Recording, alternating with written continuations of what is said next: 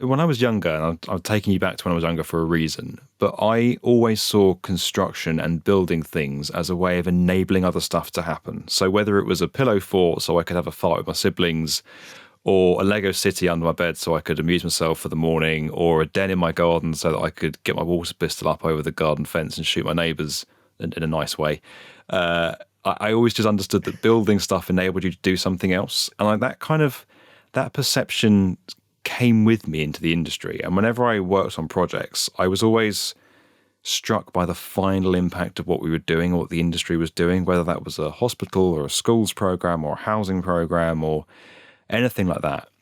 And I think what was shocking to me is that when I spoke to my friends and family, as I said, they were like, "Oh, you must be cold this week because you've been out on a construction site building, you're putting up drywall and laying bricks." And it's like, no, there's that you just completely misunderstood the industry. And by the way, it's a hell of a lot more than that. There's loads of stuff that goes into this. It has a huge fundamental impact on every aspect of our lives.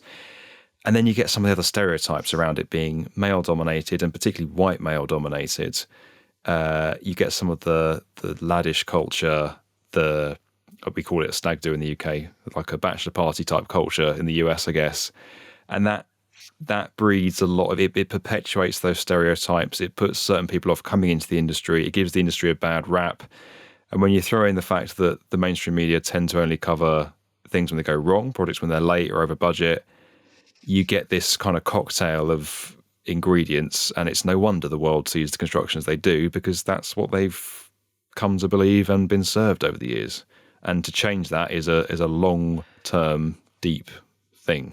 Yeah, it's going to take a lot of us to do. I think you're absolutely right. I mean, just from coming in as an outsider 10 years ago to the industry, it completely changed my mind. I took the job because I needed a job. I found an industry, I found a passion, I found people who are, I came from a masonry and a concrete contractor, and like people putting hard things in and all of the hours of preparation and planning and things that went in that I just never knew were there. I never respected the things that I take for granted. I was at a talk not too long ago, and Dustin Burns said, "How many of you slept in your beds last night and worried about if the floor was going to fall through?"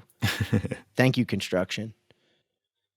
And it's like, man, how many people drive down a road and you only complain about a road when it's closed for construction or you're bouncing around. And you're right, we only cover our large failures. How many bridges have been switched out overnight that, they don't make the news? If we do our jobs right, it's kind of like, technology from my perspective.